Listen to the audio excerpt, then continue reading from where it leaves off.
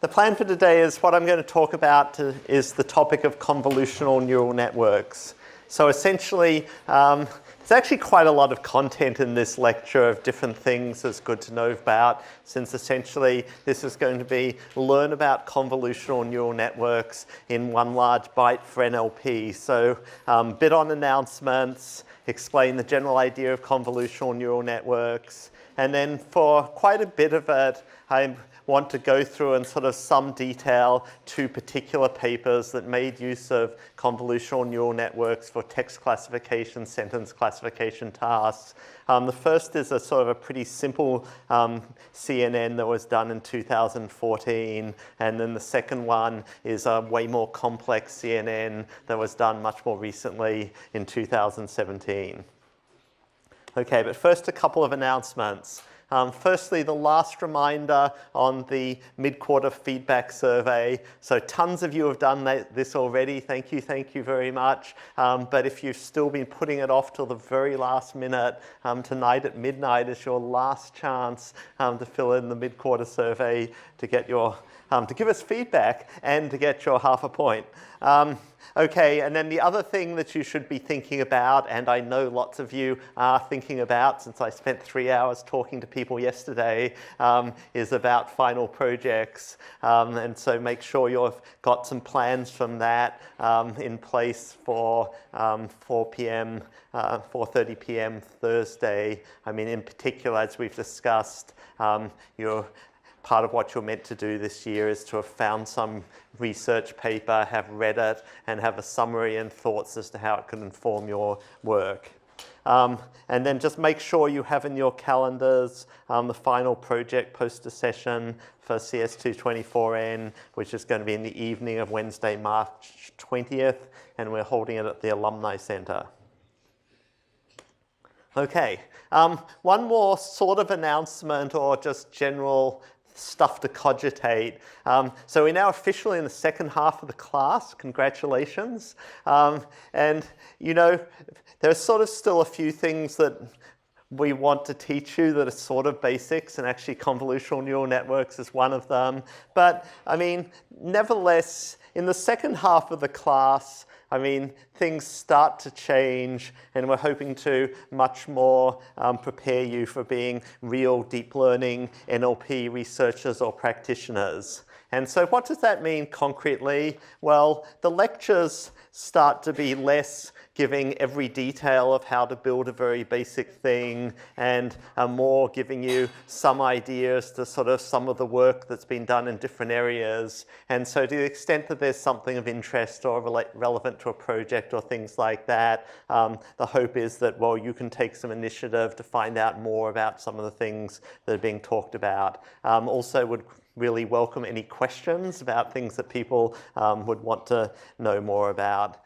And the other thing that you should know about deep learning is that once we get past the fundamentals, a lot of the stuff we teach just isn't really known science or things that people are sure of. That, you know, most of what I'm teaching in the second half of the course is pretty much what people think is good practice in 2019. But you know, the fact of the matter is what people think is good practice in deep learning has been changing really rapidly. So if you go back even 2 years, or definitely if you go back 4 years, right, there are just a lot of different things that people used to believe, and now people have some different ideas as to what works best. And it's perfectly clear that come 2021 or 2023, there'll be some different ideas again as to what people think is best. So you sort of just have to accept that this is a nascent, rapidly emerging field, and it's good to understand the fundamentals and how things fit together, but after that, quite a bit of the knowledge is this is what people think is good at the moment, and it keeps evolving over time. And if you want to stay in the field of doing things with deep learning, you kind of sort of have to keep up with how it changes. It's called lifelong learning these days. It's a very trendy concept. And so as well as the lectures, this is also true for the assignments.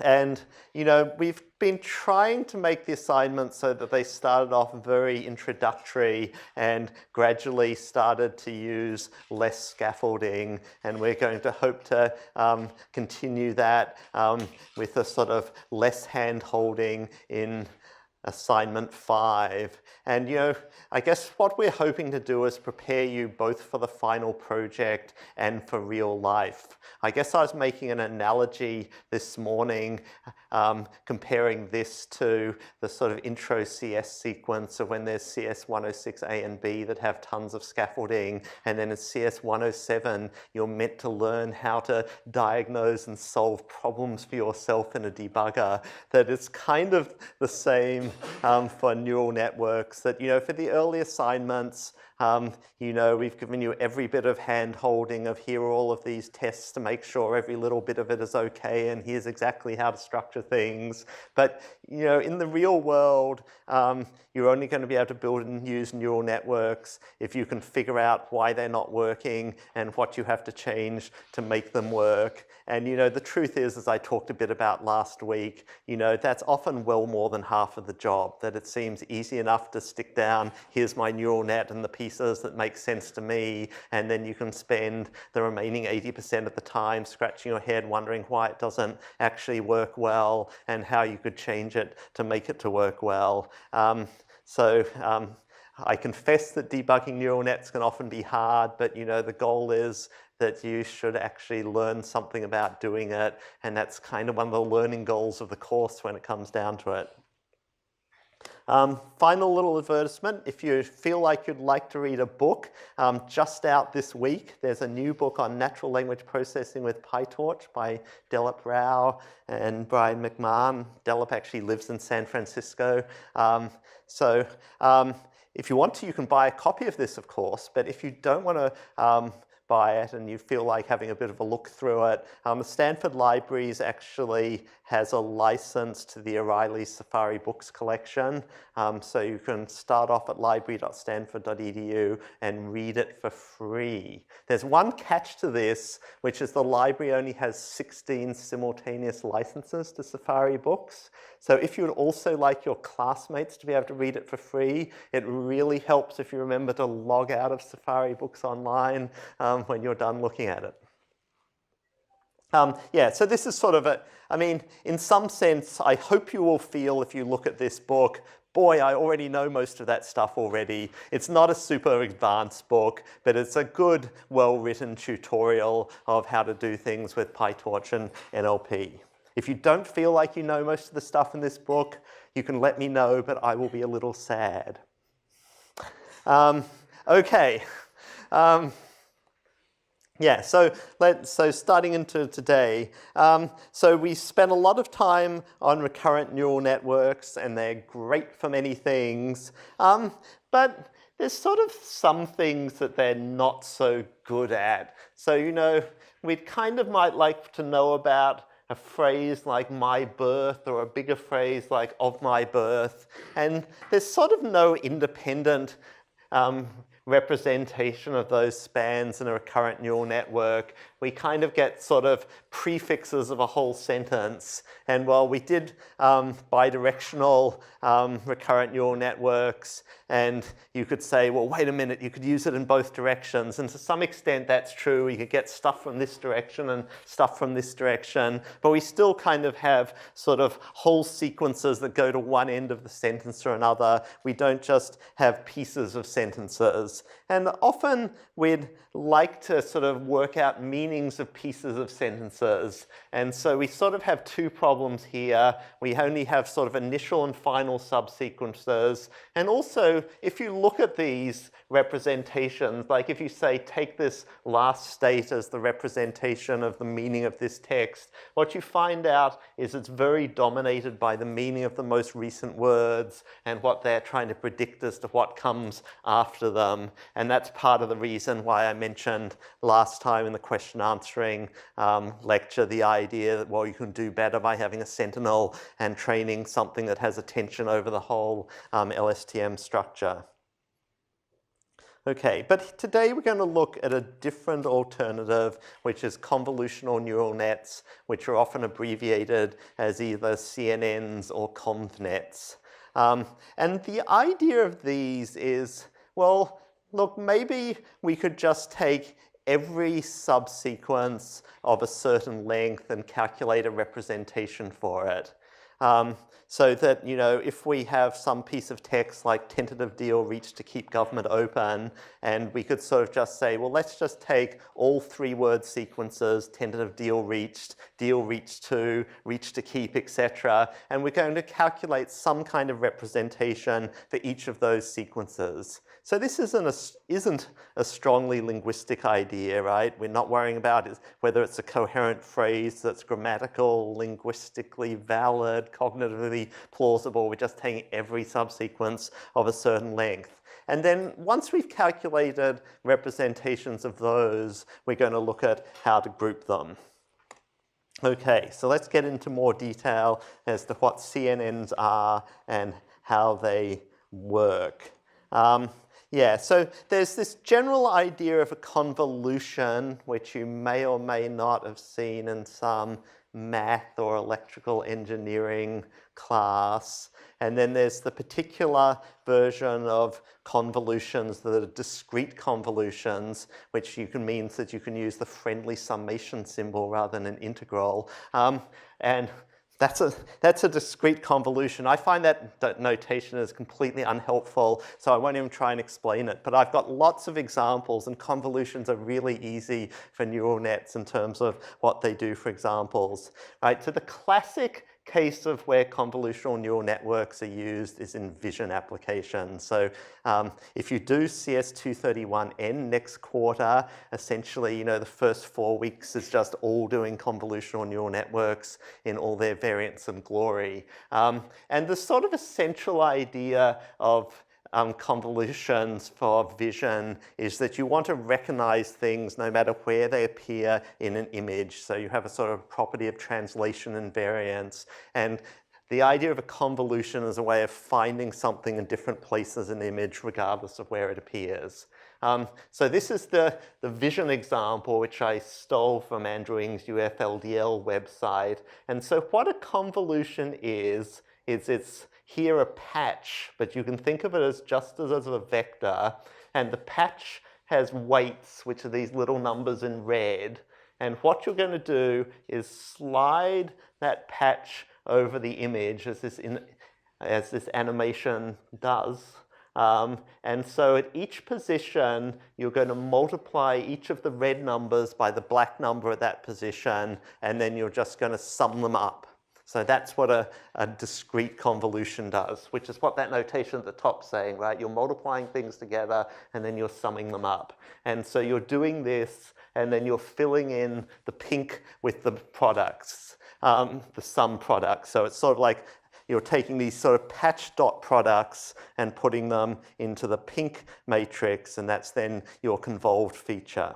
So that's a 2D convolution, which for the rest of today we're not going to look at anymore. So this is all you're learning about vision. And so we're now going to go back and look at 1D convolutions, which is what people use when they're using convolutional neural networks for text. So the starting point of a convolutional neural network for text is we have an input. So here's my sentence, and for each word in the sentence, I've here got a dense word vector. I made it a 4D one to keep it small in my example, but usually, as you know, it's more. So our starting point is we have some input. You know, the input could just be a one-hot encoding. That's not forbidden here, but normally we'll have these kind of dense word vectors.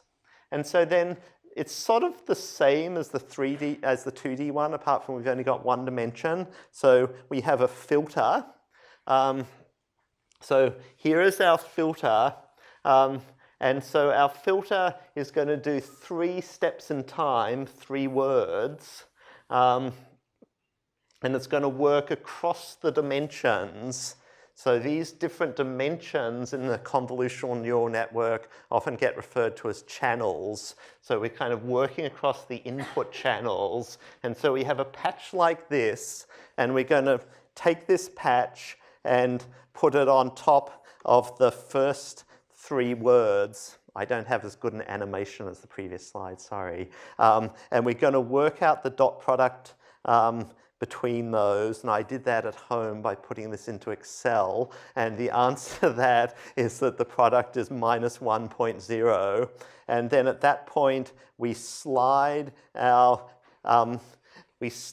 this matrix, which gets referred to as a kernel or a filter, which is the patch that we're using for our convolutional neural network. We slide it down 1 and do the dot product of those terms again, and that comes out as minus a half, and we keep on sliding that down, and we get what's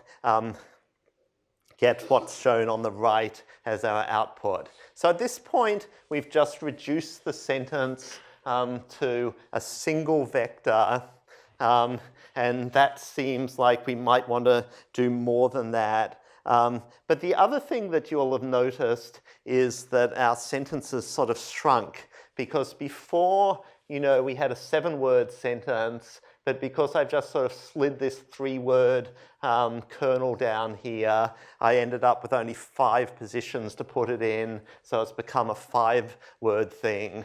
So to first of all address that problem, commonly when people do convolutional neural networks, they add padding. So what I can do is I can add 0 padding at both ends, and then sort of do the same trick and say run a convolution on that. And now I'll be able to put my size 3 filter in 7 different places as I slide it down. And so I'm getting out a vector that's the same length as my input. There are different ways. So this is the most common way of doing things, and it kind of seems logical because it maintains size. I mean, there's always more than one way to do it. If you really wanted to, oops, I went 1 too many there. Oops. Oh, wait. Huh. I made a slight mistake on my slide because this turns up, which I was about to get to in a minute. But I'll just explain this bit here anyway. If you wanted to, you could have 2 steps of padding on both ends here, so that your first convolution would be looking at 0, 0, tentative, and then the convolution would actually grow the size of your input. So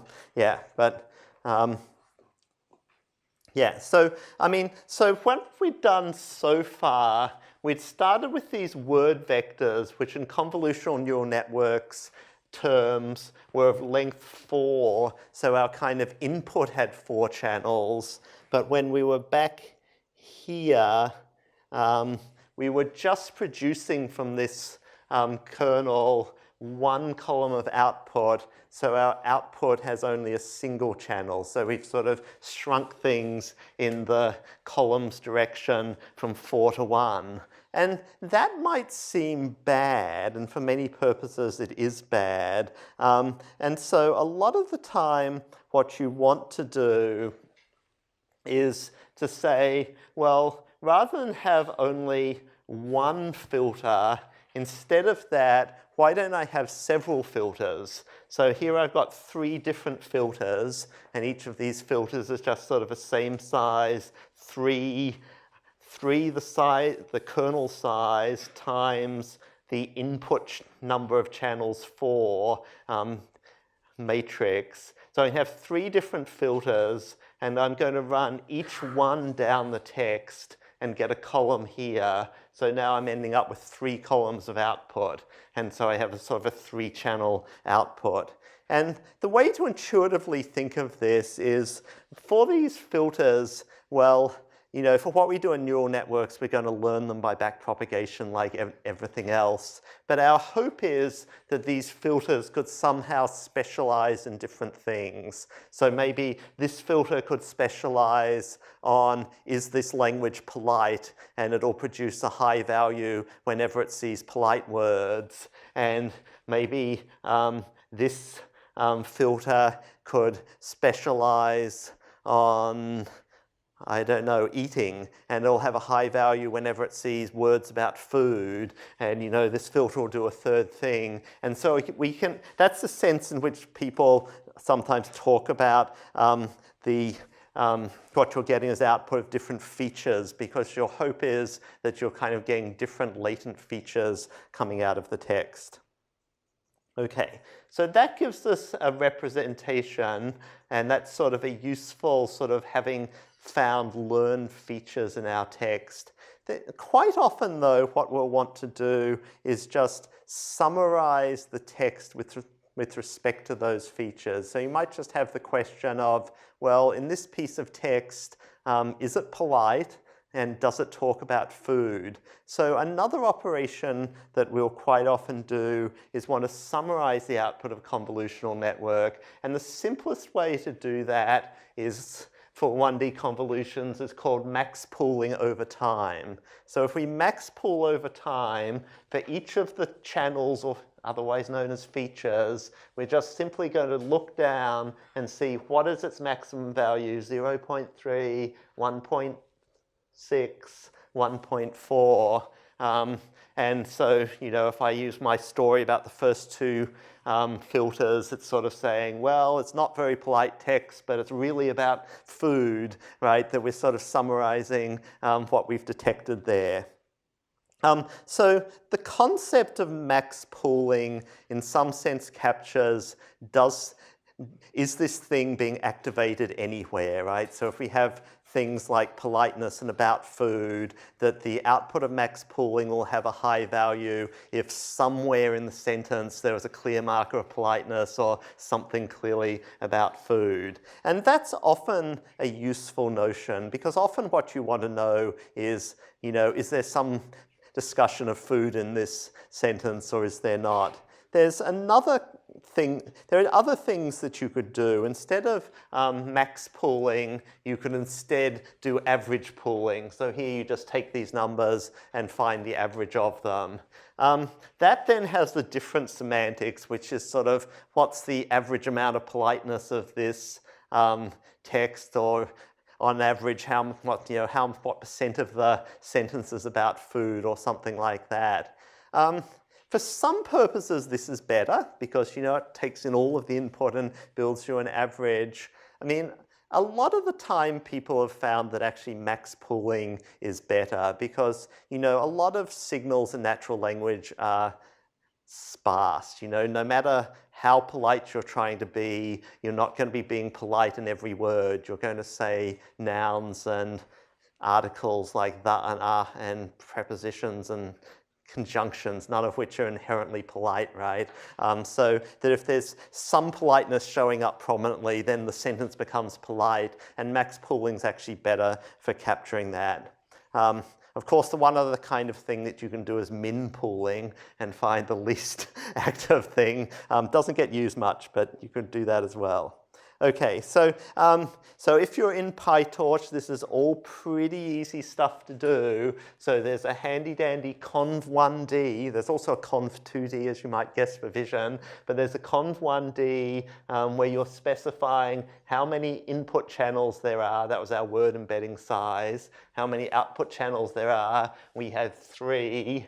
What the size of the convolutional kernel is, so the ones that we were showing were also 3, and then there are various other parameters you can add, like you can say that you want a padding of 1 and things like that. And then once you've got one of those, you can just sort of run your convolutional filter on the input to get a new hidden state, and then if you want to max pool, you can just max through the output of that, and then you've got a max pooled output. Okay, so that gives us the basics of building a kind of a convolutional neural network for NLP. Does that sort of make sense up until there? Yeah? Okay, so next bit is to sort of show you 3 or 4 other things that you can do.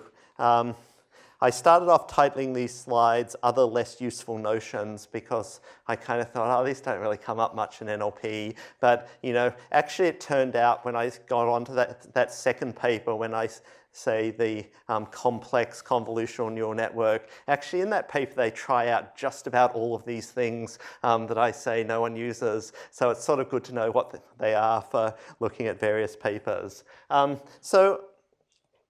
You know, when we did things so far, then we were calculating these convolutions that we were sort of trying them out at every position. So we had one for 0 tentative deal, then for tentative deal reach, then deal reach 2. And so we were just walking down one step at a time, which is referred to as a stride of 1. And that's by far the most common thing to do. But you could observe, look, wait a minute, since the first convolution concerns 0 tentative deal, I've got all those 3 words in there. Even if I skip down 2 and next did deal reach 2 and then I did 2 keep government, I'd still have in one or other of the convolutions every word of the sentence. So I can do half as much computation and I've still got everything in there in some sense. And so that's referred to as using a stride of 2. And so then I get something with half as many rows out. So it's one way to sort of compactify your representation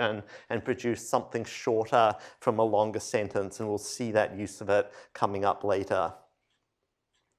There's other ways to compactify what representation that comes out of your sentence. And so there's a different notion of pooling, which is local pooling. Now, if you've seen any of the vision world, when people talk about max pooling in vision, they normally mean local pooling as opposed to the max pooling through time that I showed you first.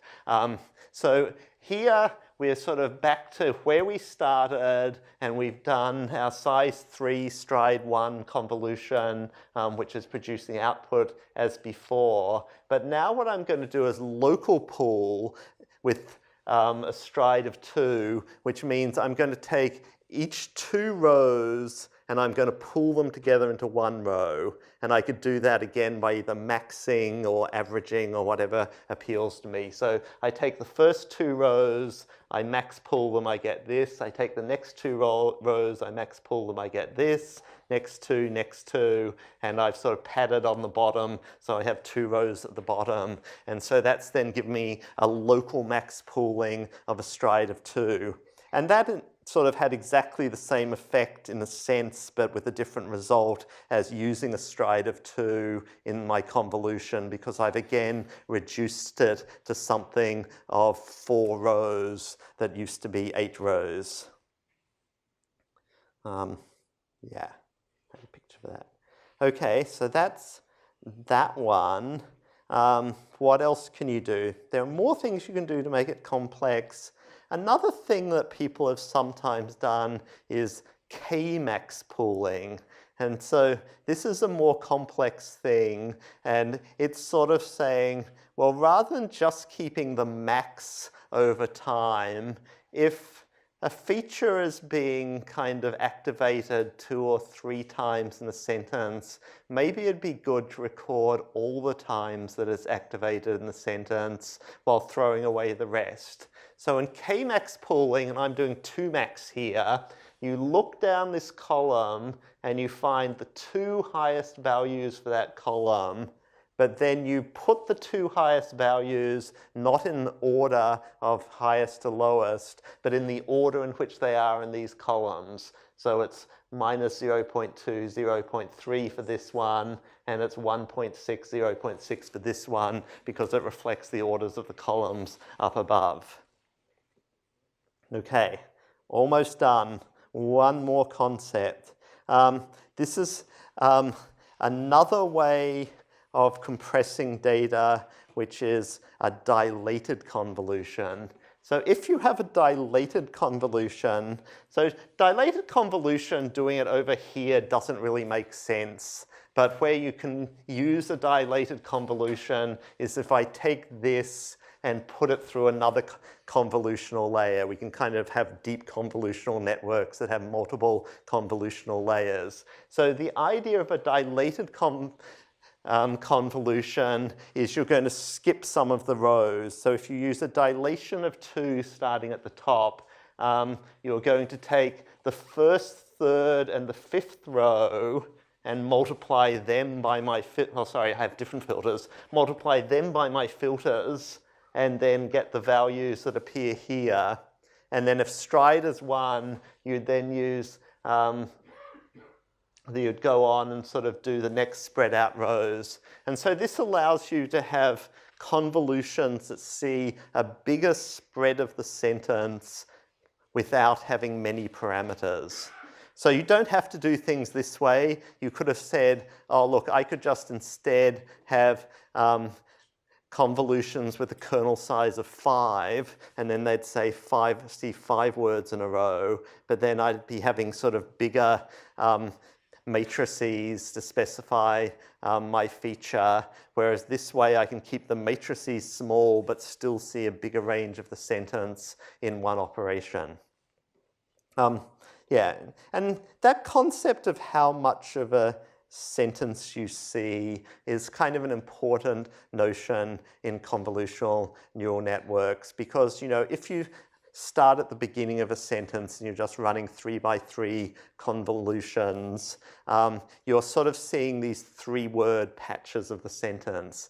And it turns out in natural language that's already actually quite a useful representation because sort of having those kind of n-grams as features is just good for many purposes, including text classification. But if you want to sort of understand more of the semantics of a sentence, somehow you want to see more of it at once.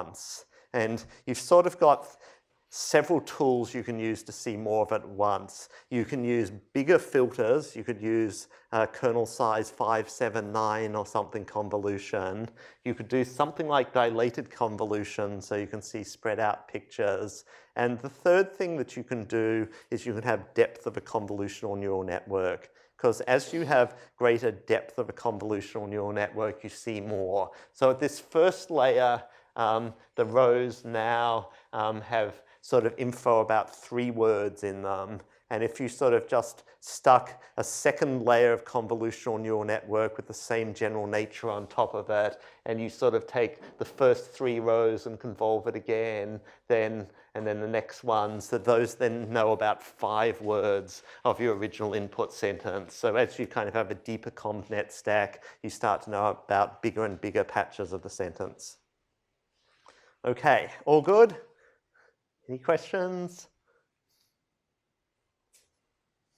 No questions? Okay, so the next piece is essentially shows you this stuff again in the context of a particular paper. So this was a paper by Yoon Kim, who was a Harvard student, maybe still is a Harvard student, in 2014. So this was sort of a fairly early paper, and he wanted to show that you could use convolutional neural networks to do a good job for doing text classification when what you want to classify is a single sentence. So the kind of thing you might want to do is look at the kind of snippets of movie reviews that you see on the Rotten Tomatoes site and say, is this a positive or is this a negative sentence description? And the model he built is actually kind of similar to the convolutional neural networks that Colbert and Weston introduced in their 2011 paper that we mentioned before when we were talking about window-based classifiers. So in their paper, they actually use both window-based classifiers and the convolutional classifier. Okay, so yeah, I sort of already said this. So their tasks are sentence classification, could be sentiment, it could be other things like, is this sentence subjective or objective? So objective is what the main news articles are meant to be, and subjective is what the opinion pieces are meant to be. And then other things like question classification, is this a question asking about a person, location, number, or whatever? Okay, so here is what he did, and it's sort of, these slides sort of use the notation of his paper, which is sort of a little bit different the way the math gets written down to what I just showed you, but it's really doing exactly the same thing. So we start with word vectors of length k. The sentence is made by just concatenating all those word vectors together, and then so we have a range of words, it's a subpart of that sentence vector. And so the convolutional filter is just being represented as a vector, because here he's flattened everything out into one long vector for the entire sentence, whereas I'd sort of stacked it into a matrix. So a size 3 convolution is just a real vector of length hk, the size of the convolutional filter times the dimensionality of the words. And so what he's going to do to build his text classifier is use convolutions made out of different sizes. So you can have size 2 convolutions, size 3 convolutions as shown here, and bigger convolutions. And so, so to compute a feature, one channel for our CNN, we're then doing a dot product between the weight vector of the feature times this subsequence of the sentence, and he sort of also put in a bias, which I sort of omitted, and then putting it through a nonlinearity, which I wasn't doing either, but as sort of we've seen a ton of. And so what we're wanting to do is that's our feature, and we want to do it through all this. For a feature of kernel size 3, we're going to go all the way through the sentence. The other thing he did that was slightly funny is his windows were sort of lopsided in the notation, right? There's a word and the h-1 words to the right of it. So he has padding here just on the right end, whereas most people do their convolutions symmetrically in both directions around things. Okay, and so we're going to do that for a bunch of features or channels CI, and therefore compute our convolved representations just as we've talked about. Okay. Then he does just what you talked about. There's max over time pooling in the pooling layer to capture the most relevant things, and is giving us a single number for each channel. And we have features that look at that have different kernel sizes. Here's one other idea he used, which is possibly a neat idea. You know, as one of the things that you could even think about in various ways for, say, a question answering system, among other things, is so he used pre-trained word vectors, but what he did was he actually kind of doubled the word vectors. So for each word, he had 2 copies of the word vector, and so you have sort of 2 channel sets, and one set he froze, and the other one he fine-tuned as he trained. So sort of he tried to get the best of both worlds of sort of fine-tuning and not fine-tuning, and all of that went into the max pooling operation. Okay, so after the max pooling, we get out one number for each channel, and so he has something of 3 size convolutions, 3, 4, 5, 100 features for each size. So we're getting out a vector of size 300 at that point. And at that point, you're taking that final vector and just sticking it through a softmax, and that's then giving your classification into classes. So all of that can be summarized in this picture if it's big enough to sort of read. So here's our sentence. I like this movie very much, which has, you know, our word embedding dimension is 5. And so then doing it in this example, we're having 2 channels for each kernel size, and we consider kernels of size 2, 3, and 4. And then we're getting 2 different ones. So we're getting 6, this is showing 6 of our filters. So we apply those, and when we apply those filters without any padding, we're then getting out these outputs of the filters, which are of sizes 4, 5, and 6, respectively. And so then once we've got these, for each of these sets of numbers, we're doing one max pooling. So we're just taking the max of each of these output features, which gives us these 6 numbers.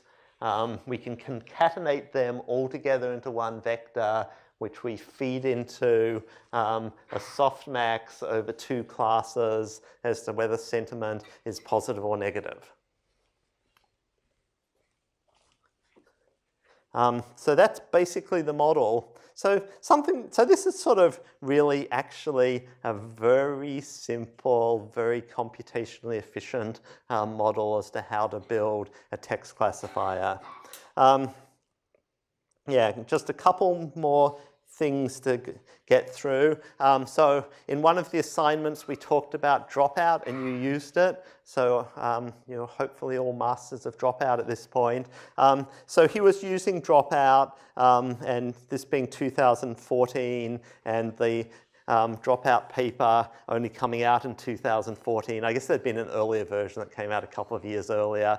This was sort of still fairly early to be taking advantage of dropout, so that while training, you've got this sort of dropout vector where you sample your Bernoulli random variables and you're sort of then sort of deciding to drop out some of the features each time you're doing things. At testing time, you don't do the dropout, but because before you were sort of dropping out a lot of stuff, you're scaling your weight matrix by the same probability that you use for dropping out so that you get sort of vectors of the same scale as before. So as we sort of discussed in the assignment, dropout is a really effective form of regularization widely used in neural networks. He didn't only do that, he actually did a kind of another sort of funky form of regularization, so that for the softmax weight vector, he constrained the L2 norms, so the squared norms of the weight vectors in the softmax matrix to a fixed number, S, which was sort of set as a hyperparameter. It was actually set to the value 3. And if your weights were getting too large, they were being rescaled so they didn't blow up. This isn't a very common thing to do. I'm not sure it's very necessary, but I guess it gives you some, I guess by showing you a few of the details of this, one of my hopes is sort of gives you some ideas about how there are lots of things you can play around with and muck with if you want to try different things for your final projects.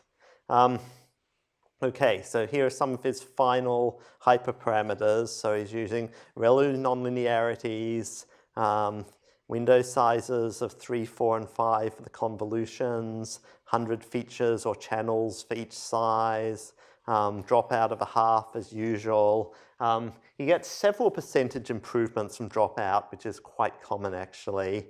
The sort of L2 constraint, S equals 3, mini batch of 50, 300 dimensional word vectors, trained to maximize dev set performance.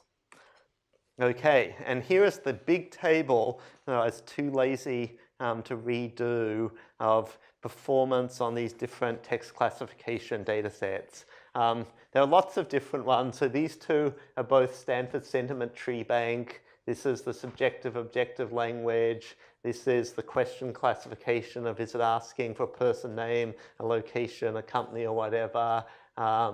This is talking about sort of a perspective, which is another classification thing. Consumer reports is another sentiment one. So lots of data sets.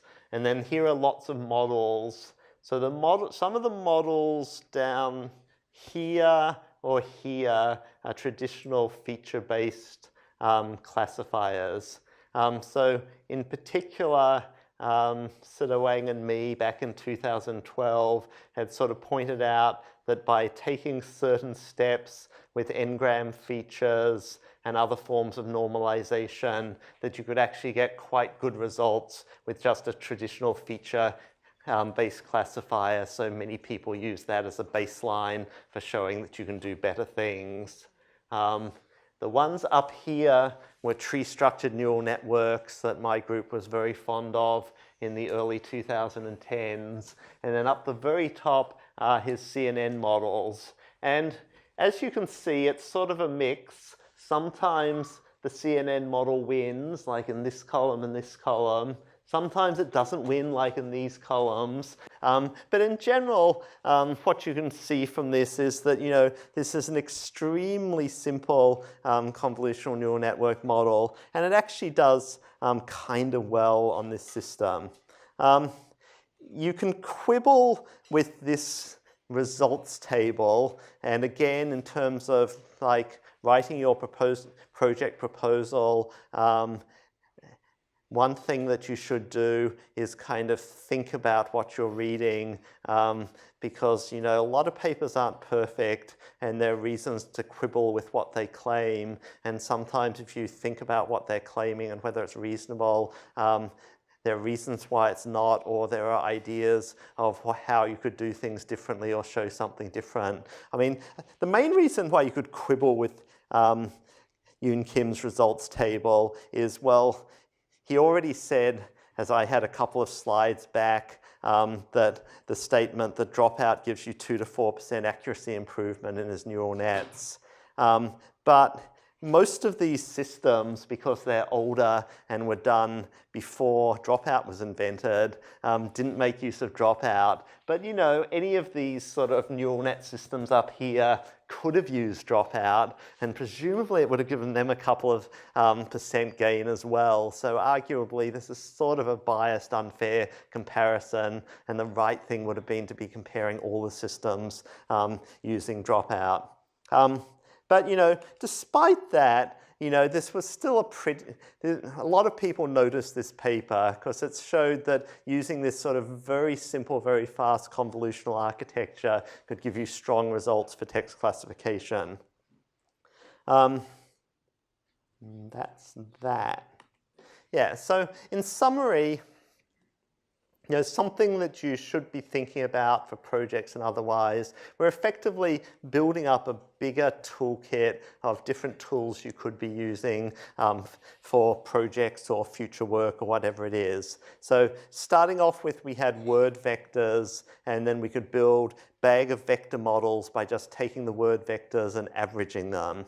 And that's actually a surprisingly good baseline to start with. We suggest to you in many cases for things like projects, you should use that, see how well it does, make sure you're working better.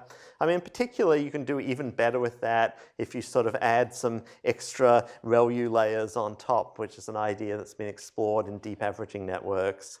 Then we looked at window models, which were very simple. You're just taking these sort of 5-word windows and computing a feed-forward network on them. And they work very well for word classification problems that only need local context, things like part-of-speech tagging or NER. But then we've gone ahead and looked at some other models. And so CNNs are very good for text classification. And they're very good because they parallelize really well on GPUs, which is something I'll come back to again later. So they're just sort of, for general sort of representing sentence meaning, they're actually an efficient, versatile, good method, which has been used quite a bit. And then they sort of contrast with recurrent neural networks. Recurrent neural networks have some advantages. They're sort of more cognitively plausible because you're sort of reading through the text and getting its meaning. Recurrent neural networks are good for things like sequence tagging and classification, building language models to predict what's coming next. They can do really well when combined with attention. But they also have some disadvantages. They're way slower than convolutional neural networks. And if what you want to do is get out some kind of overall meaning representation of a sentence, what does this mean? Are these two phrases paraphrases of each other? There are now many results that show that people don't get better results with recurrent neural networks. They can get better results using techniques like convolutional neural networks. Okay.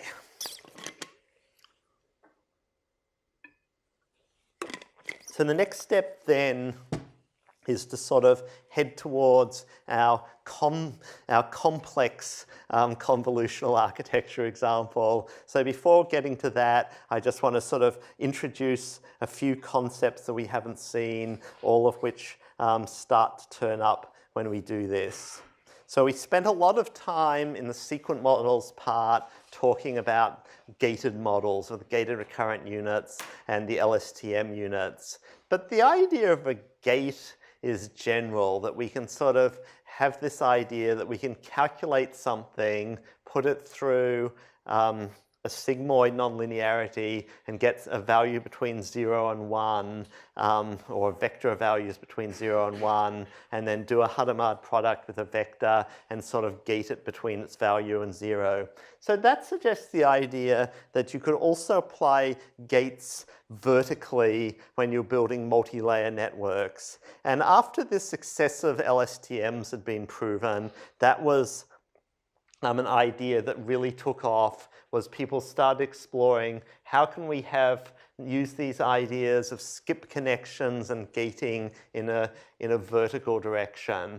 And here are two versions of it. This one is a very simple one, but a very successful one that's basically just about a skip connection. So, and this is referred to as a residual block, and which is used in residual networks, otherwise known as ResNets.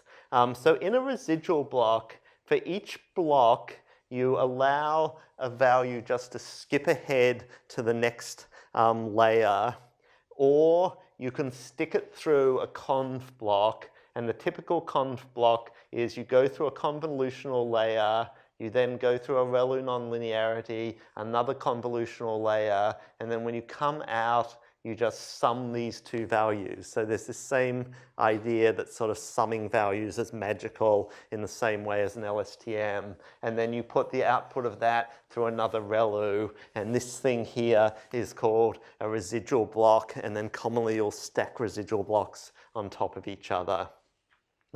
There's one little trick here, which is you need to use padding, right? Because at the end of the day, since you want to sum these two pathways, you want them to be the same size. And if you sort of have them shrinking in the conv blocks, you wouldn't be able to sum them. So you want to sort of have a padding at each stage so they stay the same size here and so that you can add them together.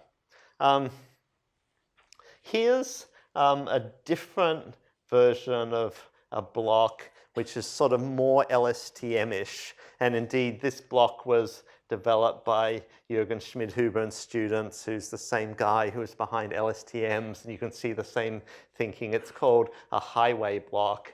So in a way, it's sort of similar. You're kind of thinking of moving an identity X that skips a nonlinear block, or you can have it go through exactly the same stuff, conv, ReLU, conv.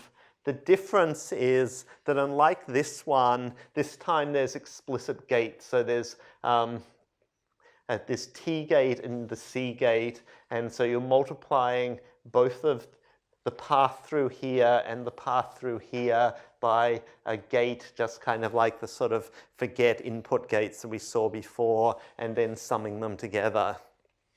So that sort of feels more powerful, but it's not actually clear that it is more powerful. I mean, this one actually has a very simple semantics, because you can think of the semantics of this one is the default is just you walk this way and you just sort of carry forward your value and do nothing. So what this block's job is to learn a delta that is meant to learn what kind of deviation you have from doing nothing. So that's a nice simple semantics which seems to work well in neural networks to learn things. This sort of has a more complicated apparent semantics because you're taking, some parts of the identity multiplied by this sort of gate and a Hadamard product, and some parts of this conv block multiplied by this other gate T and a Hadamard product. So that sort of feels more powerful, as if that gives me a lot more control because I can take pieces of the different ones and so on. If you think about it for a bit longer, I mean, mathematically it's actually not any more powerful, that you can represent anything you can do with this one with that one. And the way to think about that is, well,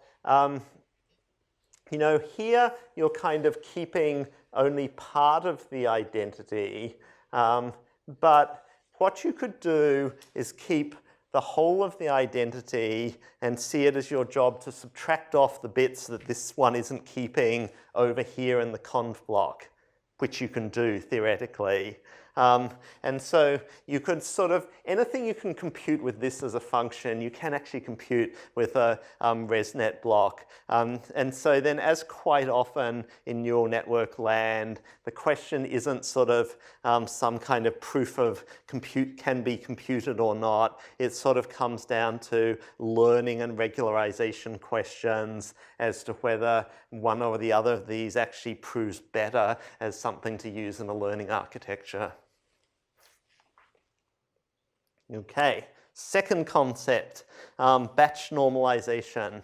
So when people are building deep convolutional neural networks in the 2015 pluses, they almost always use batch normalization layers because this makes your life a lot better.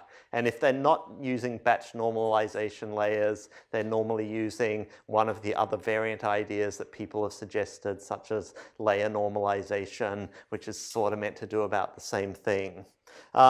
So what batch normalization does, I mean, I think many of you will have seen somewhere in stats or otherwise the idea of doing a Z-transform, which means you take your data, you work out its mean, and you work out its standard deviation, and then you rescale by subtraction and multiplication so that you have a set of data which has a mean of 0 and a standard deviation of 1. Most people have seen that, right? Yeah? So batch normalization is effectively doing exactly that, but in a weird way. So what you're doing is that you're taking each mini batch, so whatever just random 32 examples you've stuck in a mini batch, you're running them through a layer of your neural network, like a conv block that we saw before, and you take the output of that mini batch and then you do a Z-transform on it. And then it goes forward into the next conv block or whatever. And the next time you have a different mini batch, you just Z-transform it. So it seems a little bit weird. You're just doing it on the output of these mini batches. But that's proven to be a very effective thing to do. So that it sort of means that what comes out of a conv block sort of always has the same kind of scale, so it doesn't sort of fluctuate a lot and mess things up. And it tends to make the models just much more reliably trainable because, you know, you just have to be much less fussy about a lot of things because, you know, a lot of the things we've talked about initializing your parameters and setting your learning rates is sort of about, well, you have to keep the scale of things about right so they don't get too big or too small and things like that. Whereas if you're doing this batch normalization, you're sort of forcing the scale to being the same size each time. And so therefore, you kind of don't have to do the other stuff as well. And it still tends to work pretty well. So that's a good technique to know about. Okay, one last thing to learn about. There's a concept of size 1 convolutions. And actually, I guess I really sort of named this wrong because I wrote down 1-by-1 convolutions because that's the term you normally see, but that's the vision world where you have 2D convolutions. So I guess I should have just called this 1 convolutions. So you can have convolutions with a kernel size of 1. And when you first see that, it seems like that makes no sense whatsoever because the whole idea of a convolution was I was taking this patch and calculating something from it. If I'm not looking at any other words, surely I'm calculating nothing. But what actually happens in a size 1 convolution is if you have a number of channels that sort of in a previous layer, if you'd calculated whatever it was, 32 channels or something like that, what the 1-by-1 convolution is doing is acting as a teeny little embedded, fully connected network over those channels. And so you're sort of doing a position-specific, fully connected network for each row of your data. And so you can do that for various reasons. You can do it because you want to map down from having a lot of channels to having fewer channels, or you can do it just because you think another nonlinearity will help, and this is a really cheap way to do it. Because the crucial thing to notice is that if you sort of put fully connected layers over everything, they involve a lot of parameters, whereas putting in these size 1 convolutions involve very few parameters because you're just doing them at the level of a single word. Okay. Two random things, and then I'll go on to my complex model. This is just a sort of almost a bias aside, but it just shows something different that you could do, and it's something that you could play with.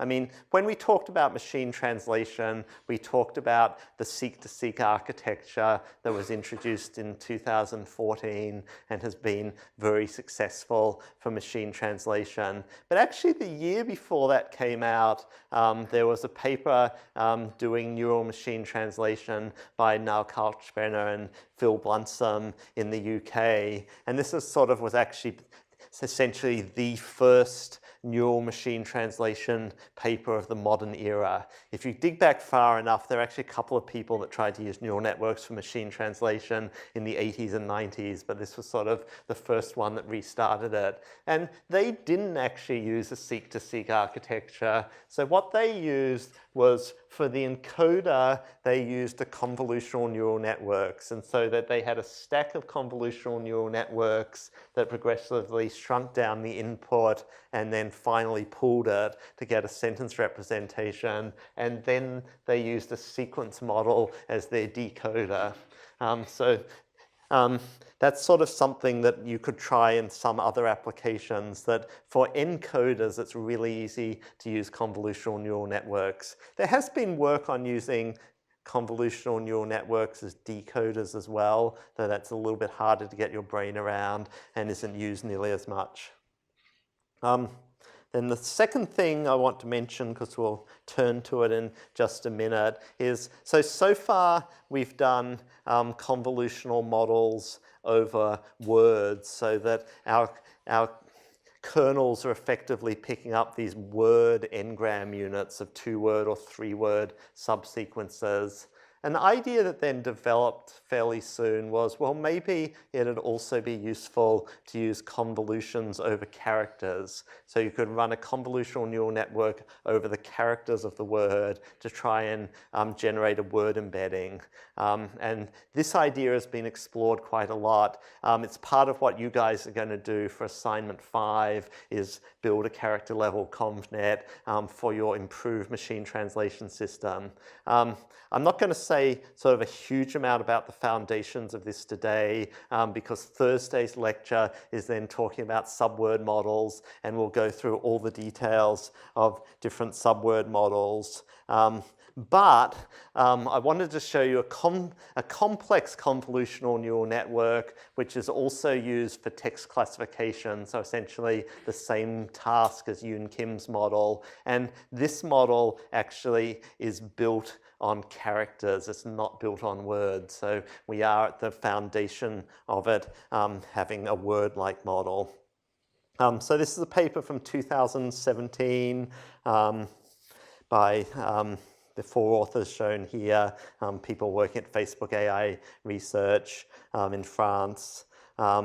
And so they kind of had an interesting hypothesis for this paper, which was essentially to say that, by 2017, people who are using deep learning for vision were building really, really deep networks and finding that they work much, much better for vision tasks. So essentially, to some extent, the breakthrough was these guys, that once these ideas had emerged, it then proved that it wasn't just that you could build a 6-layer or an 8-layer convolutional neural network for vision tasks. You could start building really, really deep networks networks for vision tasks which had tens or even hundreds of layers, and that those models, when trained on a lot of data, proved to work even better.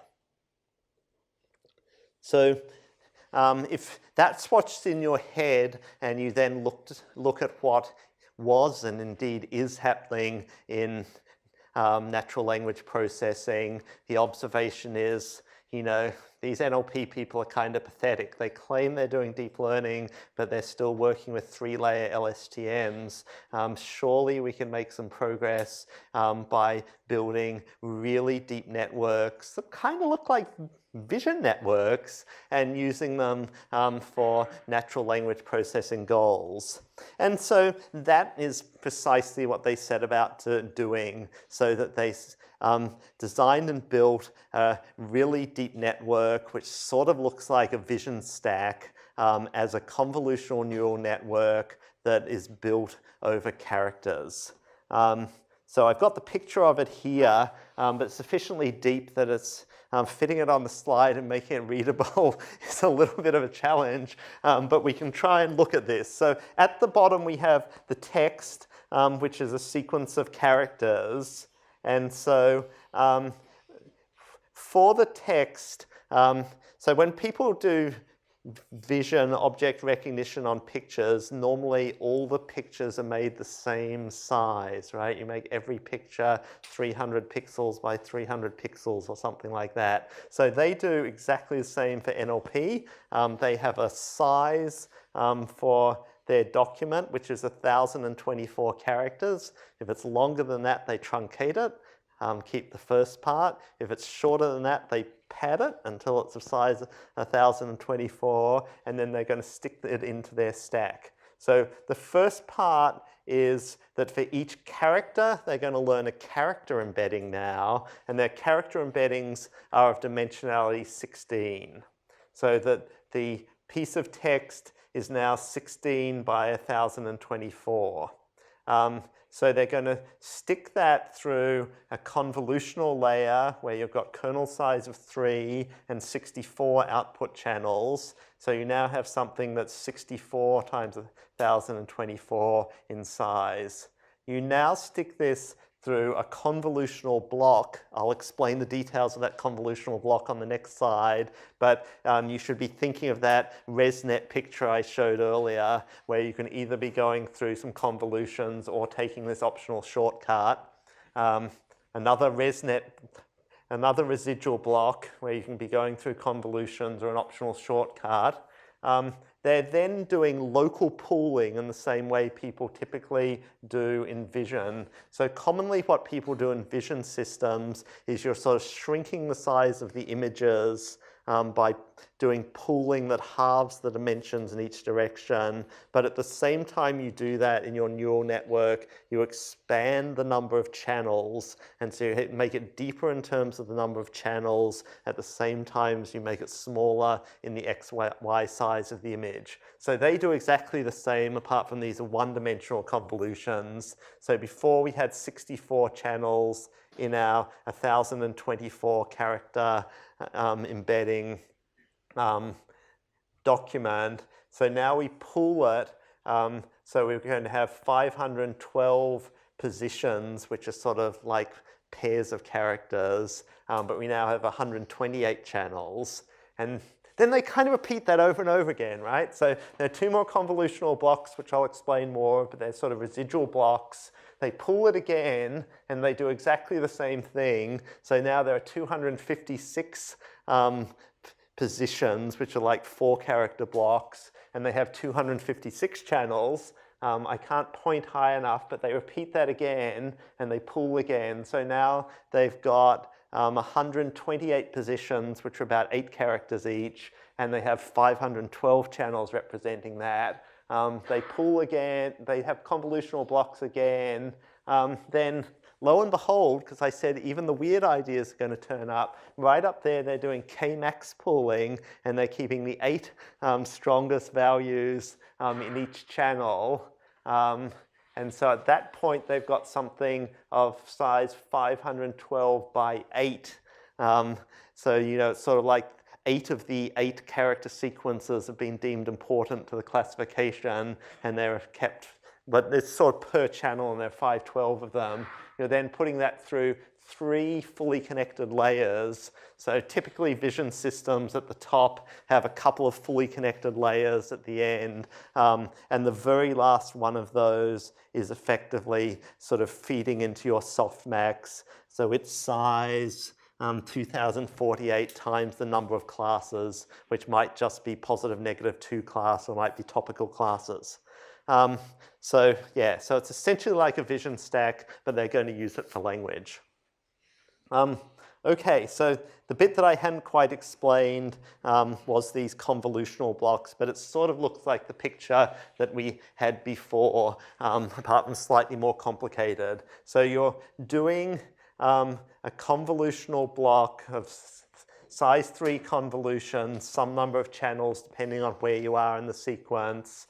You're then putting it through a BatchNorm, as we just talked about, putting it through a ReLU nonlinearity, repeating of those 3 things again, or remember there was the sort of skip connection that went right around the outside of this block, and so this is sort of a residual style block. So that's the kind of complex architecture you can put together and try in your final projects if you dare in PyTorch. So for experiments, so one of the things that they were interested in and wanted to make a point of is, well, some of these, the traditional sentence and text classification data sets that have been used in other papers like Yoon Kim's paper are effectively quite small. So something like that Rotten Tomatoes data set is actually only 10,000 examples, 5,000 positive, 5,000 negative, and they sort of have the idea that just like ImageNet was needed for deep learning models to really show their worth in vision, that probably to show the value of a huge model like that, you need to have a really big data set. So they get some much bigger text classification data sets. So here's an Amazon review positive negative data set with which they have sort of 3.6 million documents. Yelp reviews, 650,000 documents. So much bigger data sets. And here are their experiments. Okay, so the numbers at the top for the different data sets of the best previous result printed in the literature. And then if you read the footnotes, there are a few things that they want to sort of star. So the ones that have a star next to them used an external thesaurus, which they don't use. And the Yang method used some special techniques as well that I cut off. And the other thing to mention is these numbers are error rates, so low is good. So the lower you get them, the better. And so then these are all of their results. And so what can you get out of these results? Well, the first thing that you can notice is basically with these results, the deeper networks are working better, right? So the one I showed you, well, no, I think the one that I had the picture of isn't the full thing, but they have ones with depth 9, 17, and 29 in terms of the number of convolutional layers, and the deepest one is always the one that's working best. So that's a proof of deep networks. That didn't keep on working. So an interesting footnote here is, I guess they thought, oh, this is cool. Why don't we try an even deeper one that has 47 layers and see how well that works? And I mean, the results were sort of interesting for that. So for the 47 layer one, it worked a fraction worse than this one. So in one sense, they showed the result of sort of residual layers work really well. So they did an experiment of let's train a 47-layer network without using residual connections, and well, it was a lot worse. The numbers went down about 2%, and they trained one with residual connections, and the fact of the matter is the numbers were just a teeny weeny bit worse. They were sort of 0.1% worse. So, it sort of worked just about as well. But nevertheless, that's kind of different to the situation in vision, because for the sort of residual networks that people are using in vision, this is sort of like the very minimum depth that people use. So if you're using residual networks in vision, typically you might use ResNet 34 if you're really short on memory and want to have a small model, but you just know you'd get better results if you used a ResNet 50, and in fact if you used a ResNet 101 and work even better again. And so that somehow, whether it's got to do with the different nature of language or the amounts of data or something, you haven't yet gotten to the same depth that you can in vision. But other results, so the other thing they're comparing here is that they're comparing 3 different ways of sort of shrinking things down. So you could be using the stride in the convolution, you can be using local max pooling, and you could be using K-max pooling.